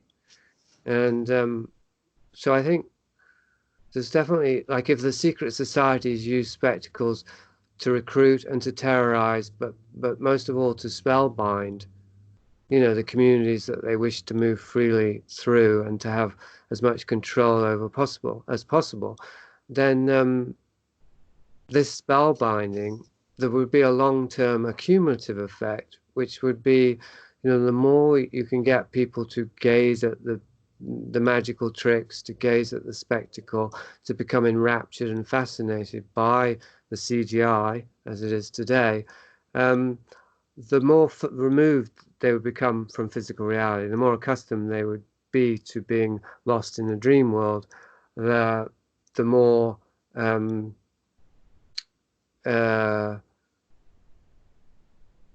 hypnotized they would be. I mean, the deeper under this hypnotic spell they would become. So, I mean, I'm not sure exactly what the solution is here. I'm just kind of suggesting that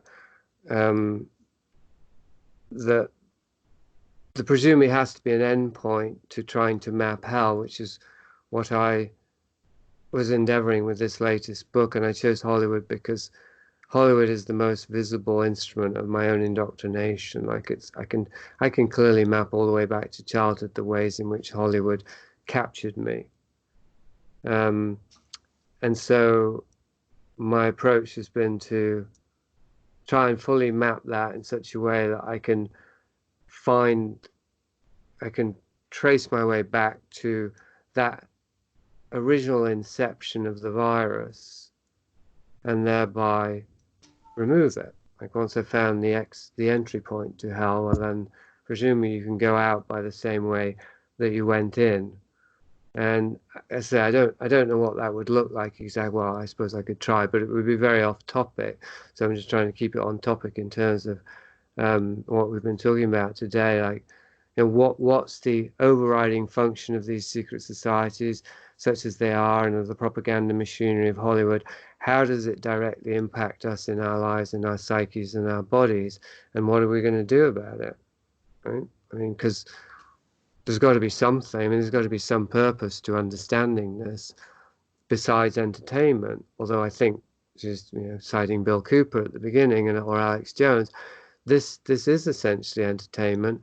And as I just said about Finch Nur, it's got to be edgy and credible enough that it'll keep people's attention the more informed they become, which isn't the same as being more aware. But informed does allow for a certain degree of discernment.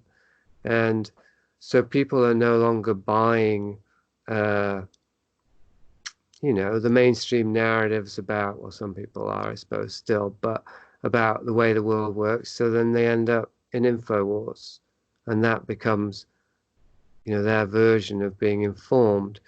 But essentially, they wouldn't be sticking with it if it wasn't entertaining them as well, just as the news became entertainment.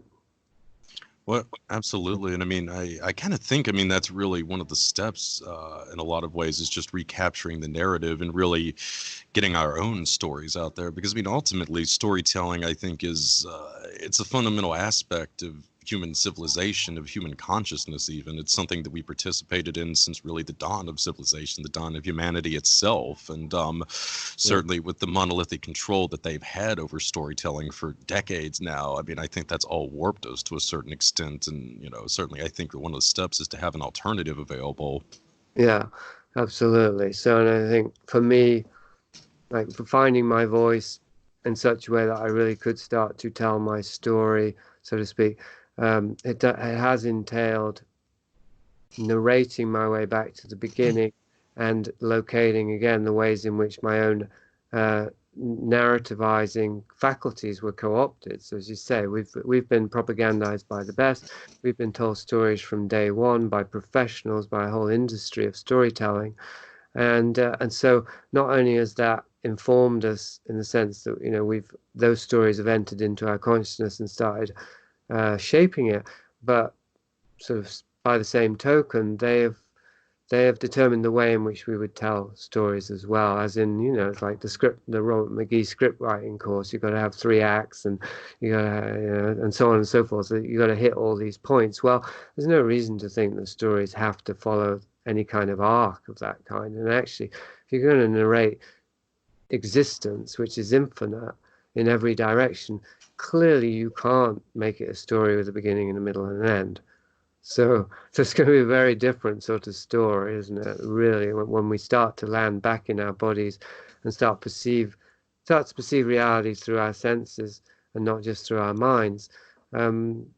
Yeah, I mean, the sky's the limit in terms of the stories that we can tell there, and maybe we don't even need to tell stories, at least in the sense that we have thus far, you know, as in huddled around campfires, to you know, to make us feel more connected. Maybe there are different ways of storytelling which are I don't know where they would go. I mean, maybe multiple stories, as in you know, we're all. I had a dream recently in which I was with a bunch of people and we were all speaking, but we took turns, and we would say one word at a time, and each word followed the one before.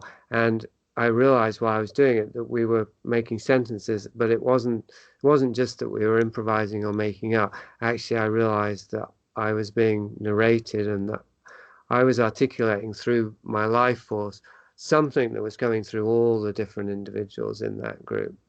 So it was a shared consciousness that was expressing itself through language.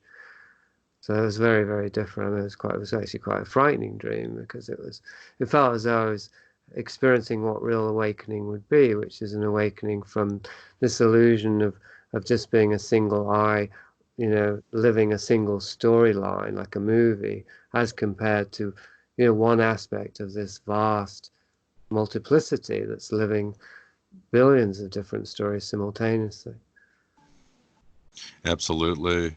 And I mean, you know, I think kind of just in general, a lot of times the most captivating stories really do play into the collective unconsciousness, so to speak, which is really, I think, the heart of the success of something like the Star Wars franchise, because I mean, it really does deal with archetypes and so forth. And you know, I think that's another thing that we also have to be aware of, how archetypes have been manipulated against us and so forth, and how the collective unconsciousness itself has been manipulated against us. And certainly, I think that's the first step towards kind of developing our own narratives as well. And certainly, I think kind of getting into what you're saying, this kind of, because I mean, really, humanity as a whole, all of our stories form a kind of tapestry, so to speak. And you know, I think that's maybe something we all have to be aware of, the interconnectedness of all of it. Yeah. Yeah, and I mean, the Star Wars thing goes back to Joseph Campbell again as a big source, as well as Castaneda, and the hero's journey. Well, that has a truth up to a point, absolutely. We have to find courage and find our own autonomy. But I think there's a paradox in that, because, I mean, the hero's journey generally ended with him coming back to the community. And I think autonomy generally leads to a sense that we don't exist separately from the community as individuals. So then autonomy is very different from doing what we want to do, you know, do what thou wilt, which is this more modern Crowleyan kind of idea of autonomy as the reified individual. That seems to be something that we have the potential to actually let go of, I think, this the fantasy version. I guess we create fantasy versions, and they have aspects of truth in them, but if we take them too literally, then we end up uh, lost in a fantasy realm. And that's that's where I'm at with movies and so forth in general, is recognizing that even if they're serving as propaganda, and they're only effective as propaganda, as you say about Star Wars, because they do have some profound resonant truths in them. I mean, not Top Gun, obviously. We're talking about the high level propaganda. And so it is possible and certainly desirable to sort those seeds. And that may even be a very valuable journey for us to learn discernment so that we can separate the signal from the noise and come away. Fight Club, it's like, once it was a mountain, then it's not a mountain, and then it's a mountain again. Once it was a great movie, then it's propaganda, and then it's a great movie again that we realize is also propaganda, but we can still appreciate that lightning can strike anywhere and everywhere, because even the intelligence services and secret societies and the mafia and Hollywood, even that's an expression of the human spirit. Oh, yes, yes, yes, absolutely. And on that note of the more nefarious expressions of the human spirit, that brings us to our last act here today, so to speak, which would be a bit of a discussion about one of the most infamous secret societies of the 20th century and beyond. That would be the OTO, and of course, its infamous head for a time, Aleister Crowley, and the religion that he developed, Thelema, that was incorporated into the OTO system. So, for starters, I wanted to ask you about just the influence that you think that the OTO and Thelema may have had and still has on Hollywood. I'm not entirely sure about Hollywood. I mean, I couldn't find any, verifiable members. It seems more overt in the music industry. I mean, David Bowie is the person that comes to mind most easily, although I don't know if he ever belonged to the OTO. So again, we're talking about a spectrum, because Crowley didn't create the OTO, but he became the head of it, and then it embraced Thelema. So at this point, you could say the OTO is inseparable from Crowley. It's a Thelemitic society. And the influence of Crowley and thereby Thelema, with or without the OTO, as an instrument, is pretty much incalculable, I would say, within popular culture. And that, I mean, that raises an interesting question again, of zeitgeist and how much it's manufactured and how much it manufactures. So, like, was Crowley so influential because he tapped into the zeitgeist, or was he given enough influence to co-create a zeitgeist? I think it's a bit of both. And in either case, we can see, well, I feel I can see anyway, a certain value set that is central to Thelema, do what thou wilt, that has become very prevalent in the postmodern world, with identity politics and define your own reality and self-reinvention and all the rest of it. So anyway, that was a very broad answer. I know you're somebody who likes the details, but you probably have more of those than I do in terms of actual, specific historical intersections. Well, I haven't really looked into this topic a lot, but I mean, I was always fascinated though by the fact that the OTO did have such a prominent branch for a time, and it was Pasadena, if I remember correctly. And there had been some rumblings that there had been some overlap with Hollywood in the Jack Parsons era. Of course, it was practically defunct, I believe, by the 1960s when there was an attempt to revive it. So, it's difficult to kind of trace a clear-cut chain of connections and so forth with the Parsons and what was going on during the 1940s, very early 1950s, into kind of the revitalized interest in Thelema amongst, like you're saying, musicians, probably actors as well, beginning in the mid to late 60s and so forth. But it's, I think it's certainly a topic that's worth exploring more. And I really have toyed with the ideal for a while that a big part of why Crowley did become the most celebrated occultist of the 20th century is because of the popularity that he had amongst artists and so forth. I mean, certainly it's hard to imagine that he would have had the same degree of influence that he currently has if it hadn't been for the Beatles and Led Zeppelin and so many other musicians, you know, trumpeting his work and so forth. Yeah, I think that's very true. It's a very important point in terms of how influences are carried, and how they get picked up and redistributed, and how central that is, and how easy it would be to co-opt that. And I certainly think that something like Hollywood, or the music industry, it's generally on the lookout for inspiration for edgy stuff. So certainly you could see within the music industry, and you could see it through all the different iterations. Actually, I think that in his hagiography, Richard Kaczynski's hagiography of Crowley, quite a reprehensible book in my opinion, Frater Petorado,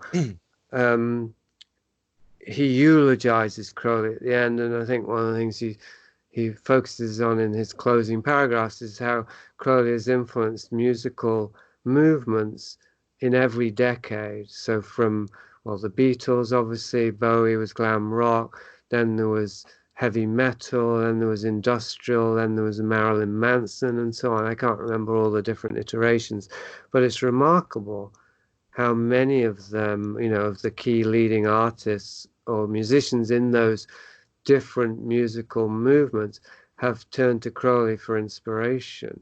Really remarkable. And one could posit that it was manipulated, it was contrived in some way. Perhaps it was in some cases.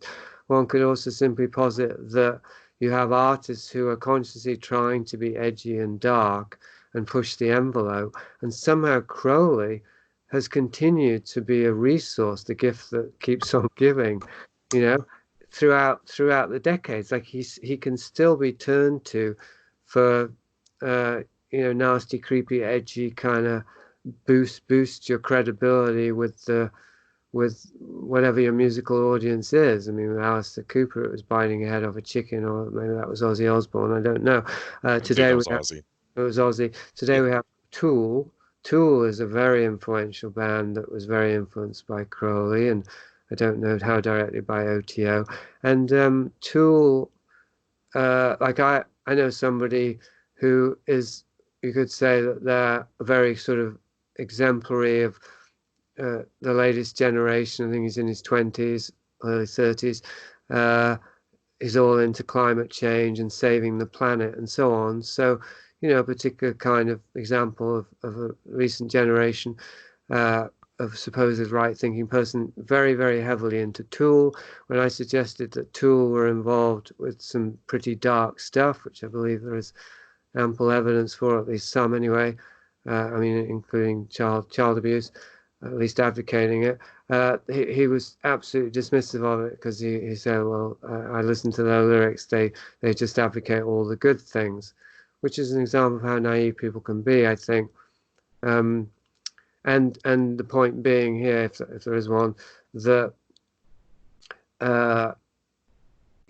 you know, an ideology that possesses us is generally going to have some very positive values on the surface, but you've got to look deeper at the roots of it and the behaviors of those who created the ideology, what they actually practice compared to what they preach, and if it's consistent, and if so, as in the case of Crowley, it is consistent, but only if you invert in many ways or take literally in other ways the preachings, then you see, well, okay, the ideology is consistent with child sacrifice and child abuse and so on, but most people think that Crowley was against those things because of, you know, there are other things he said which would seem that no way could somebody say those things and still believe the opposite, right? Well, it's obviously a lot more complicated than that, and I think what people are drawn to anyway is what makes them feel powerful and inspires them, maybe in dark ways, and so that's been very much the case with these musical movements, that disenfranchised, alienated youth turn to music as a way to relieve their sense of alienation by at the same time making them feel more empowered as individuals, and that transgression is very central to that. Like, they don't want to relieve their alienation by becoming normal and doing what mummy and daddy say. They want to relieve it by going with it, by saying, fuck you. If you're going to reject me, I'm going to give you really a good reason to reject me. I'll become, a cat sacrificing Satanist, and I'll find other Satanists, and I'll find my own community therein, and not be alienated, with my fellow Tool or Marilyn Manson or David Bowie listeners, and eventually end up joining a secret society, perhaps, and practicing occult rituals, or creating my own. It's that back to this virus, isn't it, that replicates in these many different forms, that can be mapped culturally, but it can be premature to presume conscious conspiracy or manipulation, because so much of it is an ideological contagion. Yes, absolutely. Now, shifting gears a bit, in Vice of Kings, you lay out a compelling case for Crowley's involvement in blackmail operations of British intelligence going back to at least the 1930s. And this dovetails with some of the findings that I've uncovered with my Epstein book. And first off, I want to talk about the presence of occultism in these British sex rings.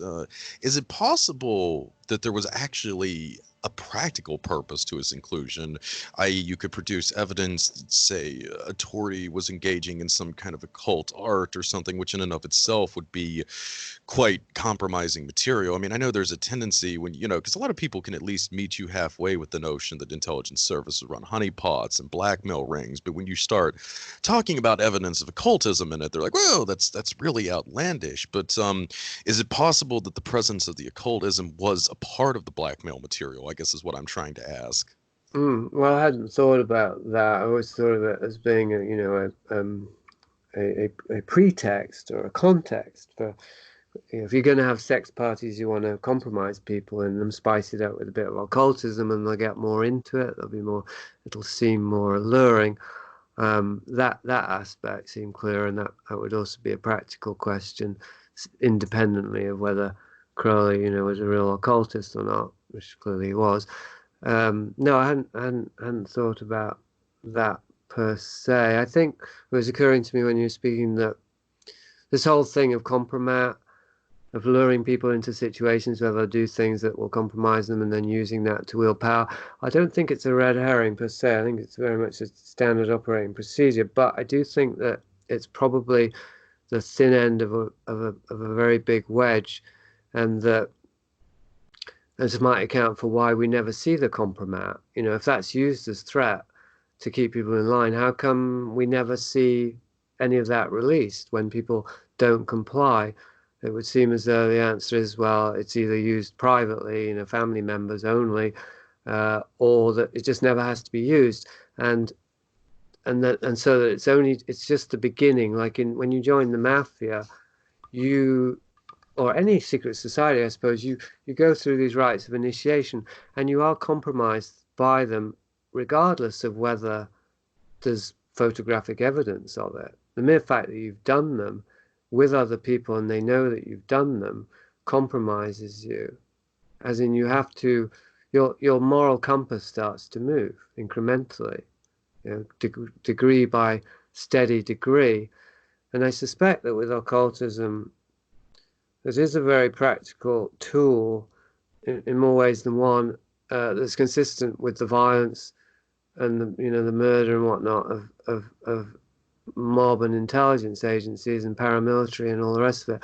In that the deeper one goes, the harder it is to extract oneself, and that one is, by engaging in these sex parties and whatever else, however far they go, the transgression, the community transgression, or the stage transgressions and so on,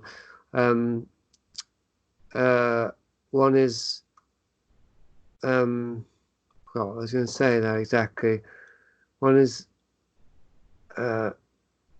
entering deeper and deeper into a contract with a certain kind of psychology, a certain kind of ideology, a certain kind of orientation.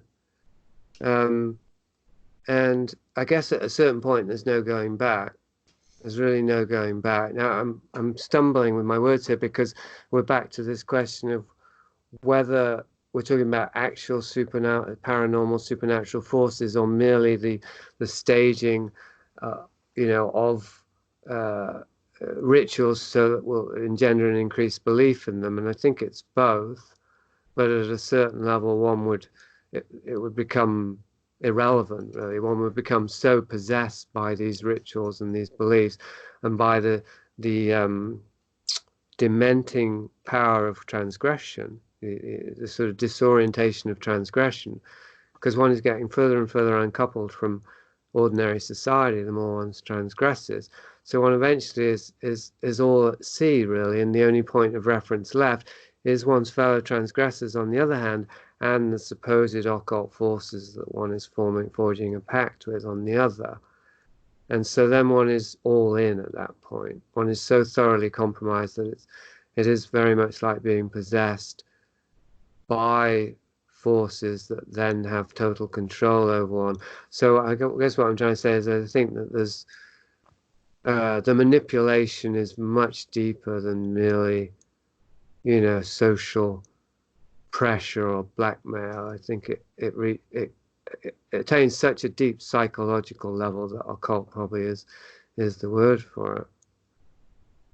Yes, yes, yes. No, I mean that's definitely very relevant, and certainly, I think there's certainly a lot more reasons for why the occultism shows up so much in these types of operations than, like I said, just kind of practical purposes. But that is just something that had occurred to me, and something that, in a sense, I think might make it easier as well for normal people who haven't really spent a good chunk of their lifetimes researching this type of stuff to kind of accept and provide kind of a compelling explanation as to why you see so much of this stuff before you sort of go into the deeper levels of why occultism is present in all of this, as you've just kind of gotten into so eloquently.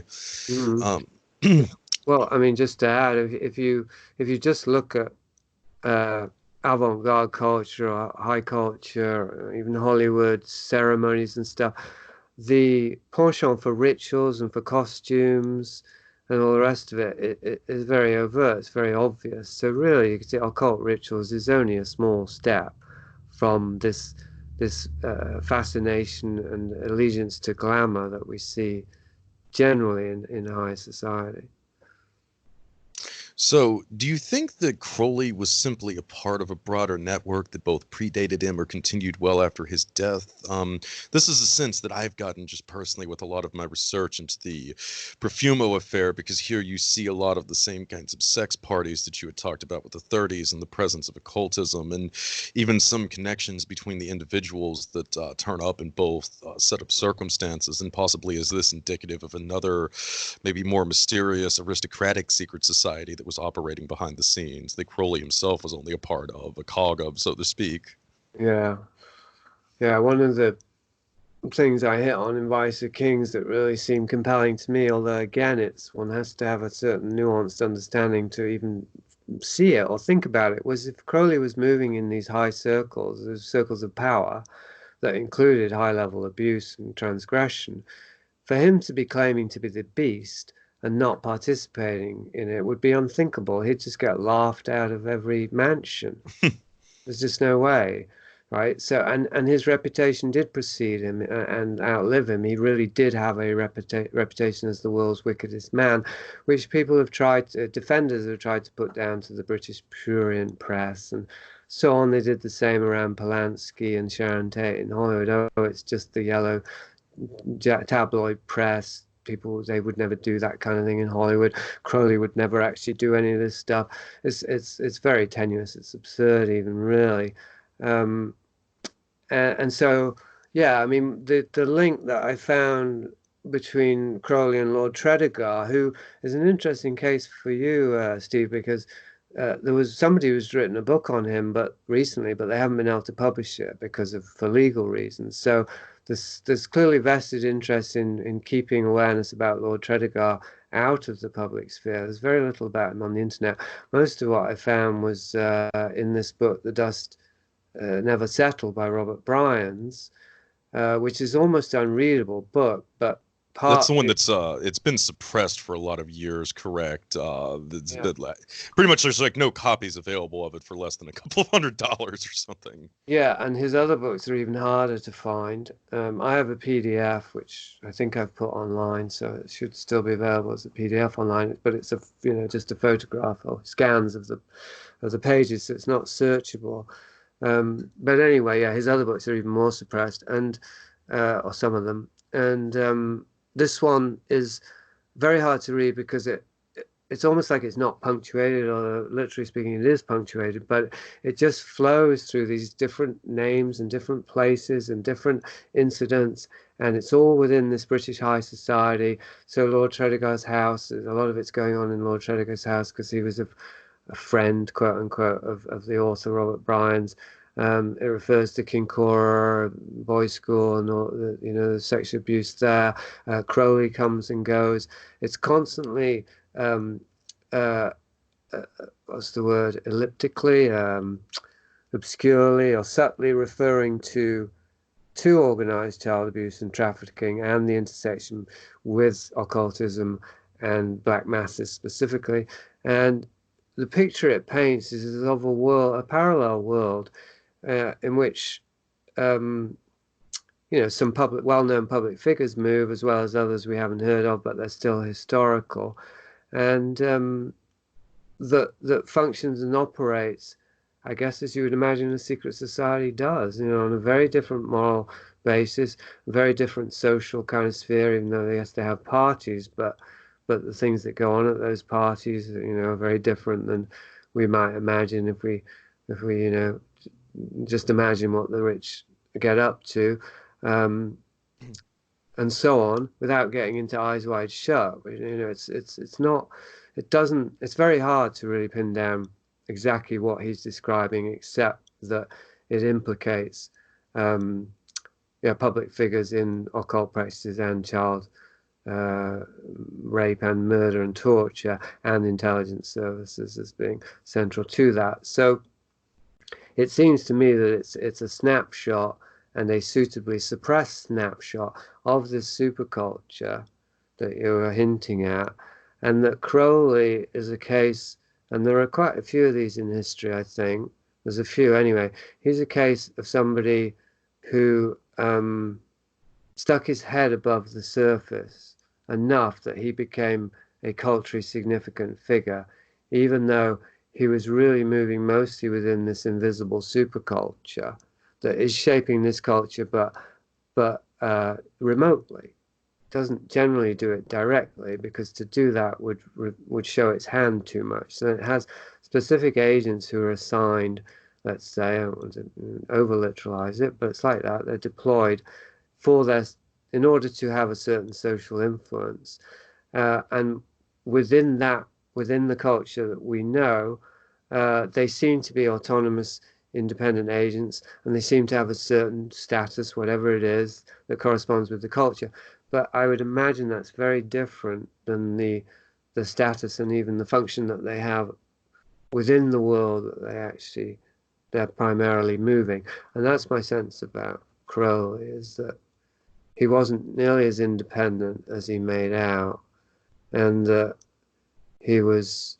It's very difficult to talk about, because I'm reluctant to go literally to he was just part of a secret society, and the secret society had an agenda, and Crowley was assigned, as part of that agenda, his role within society and culture at large. But that would be the simplified version. Yeah, I just think that one risks losing the thread or the pattern of what we're trying to trace by simplifying it, which is, of course, the difficulty with what we're doing, isn't it? We're actually trying to map the unmappable.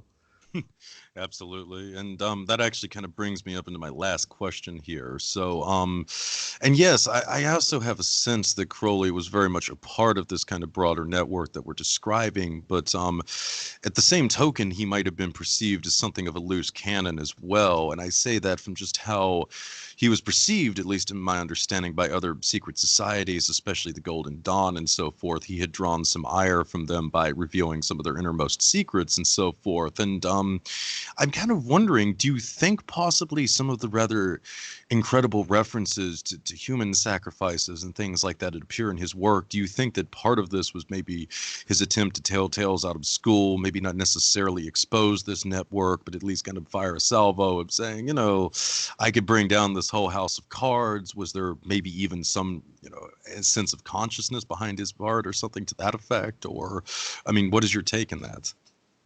Well, that wasn't my take in Vice of Kings. I mean, that's not implausible what you're saying, that there would have been some leveraging and secret messaging. Certainly, I feel there was secret messaging going on, but of the sort of threatening or bargaining variety is not implausible. My sense was more that he was more along the lines of Jimmy Savile, who also bragged and joked about all kinds of heinous things in such a way that he had plausible deniability, that he was just having fun, but would have known that certain individuals, including his own victims, would know what he was talking about. And so he would have, I mean, one of the primary motives, you could say, was that he would experience a higher degree of freedom to be able to talk about these things and get away with it. And I think that that's probably a deep psychological urge for somebody who's on the path of transgression, is to know that they're not being condemned, even though paradoxically they're transgressing as a way to reject any kind of allegiance to or dependence upon their community. At the same time, they may need some sort of reassurance that actually they're not beyond the pale. But anyway, so with Crowley, it's very clear that he was blowing his trumpet a lot in terms of how much of a transgressor he was, while at the same time he was covering his ass by doing it in such a way that he could say only kidding. So yeah, that could have had the other function of signaling to those in the know that he did have the influence at this point. Well, on the other hand, he didn't have a great deal of influence while he was alive, did he? It mostly accrued afterwards, and my sense is more the reverse than that. Crowley was actually, his power and influence was increasing throughout his life as a result of the things that he was signaling, even perhaps going against the Golden Dawn. And we can posit, for example, that the Golden Dawn was itself a fairly low reputation secret society. I mean, I know it had Yeats and it had some high cultural figures in it, but still, if we're talking about secret societies on this multi-generational, widespread network kind of level, then it seems likely to me that the ones that are known to history are probably not the most powerful. So I think it's, and certainly Crowley himself claimed to have connected to the secret chiefs. Now, he would have us believe that those were transhuman or supernatural entities, but that could certainly have been part of the cover story as well. May just have been talking about a higher strata of social organization on the planet at that time. And I mean, for example, the way that he was ushered into the OTO supposedly was because he revealed knowledge of, that was supposed to be secret, specifically around sex magic. Now, his own version is very implausible because he's claiming that in one of the chapters of the Book of Lies, he inadvertently revealed the secret of sex magic, which is that the penis goes in the vagina. Well, that doesn't seem like that would be such an inflammatory secret, but if you look more closely, as I did in Vice of Kings, there's an aspect of father-daughter incest, as in the father raping the daughter as the secret of sex magic. Well, that you could see as something that would be more secret and have to be secret. So if Crowley was revealing that, and if that constituted his entry into the OTO, then that adds another possible angle, that he knew certain things, or he guessed, or he deduced, or somehow, however it was, and he was signaling in that way. I know about these things. I'm willing to do these things, even I'm already doing them. So let me join your club, and that it was effective in some way. Well, that is certainly a compelling explanation and a lot of food for thought for myself and our listeners here. Well, I think that's about all of my questions for the time being. It's been wonderful having you back on again. Was there anything else you wanted to address before we wrap up here? I don't think so. We certainly stayed on the dark today, but that's okay. I mean, I'm always happy to talk with you, Steve. So hopefully we made some sense along the way.